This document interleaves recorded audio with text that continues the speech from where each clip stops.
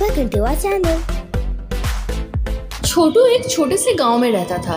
उसका परिवार बहुत गरीब था और हर दिन लकड़ियां काट कर बेचना ही उनके गुजारे का साधन था। रोज की तरह वो अपने पिता की कुल्हाड़ी लेकर जंगल की ओर चल पड़ा। जंगल में घुसते ही उसने पक्षियों की चहचहाहट सुनी।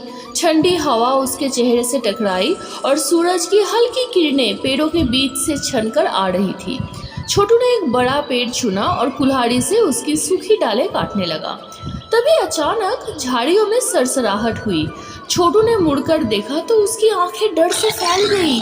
कुछ ही दूर पर एक बड़ा खूंखार बाघ खड़ा था। उसकी चमकती आंखें और पैनी दांतों से डर के मारे छोटू की शरीर कांपने लगा। बाघ धीरे धीरे उसकी ओर बढ़ रहा था। छोटू को समझ नहीं आ रहा था कि वो क्या करे। भागे तो बाघ उसे पकड़ लेगा, चिल्लाए तो जंगल में कोई सुनने वाला नहीं था। लेकिन वो हिम्मत नहीं हारा। उसने तुरंत अपने आसपास देखा और एक तरकीब सूझी।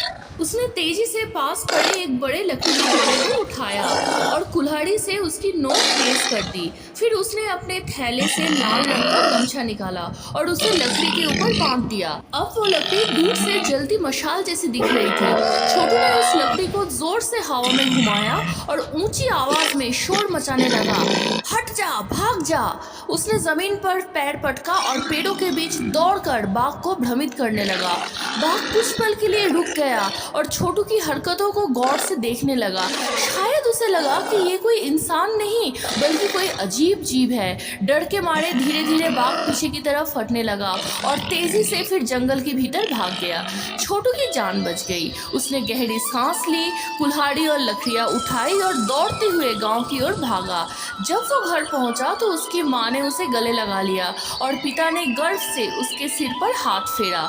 उस दिन छोटू ने समझ लिया कि डर से भागने की वजह दिमाग और हिम्मत से काम लेना चाहिए तो किसी भी खतरे से बचा जा सकता है। गांव में उसकी बहादुरी की कहानी सबको पता चली और वो सभी बच्चों के लिए एक मिसाल बन गई। Don't forget to like, share and subscribe.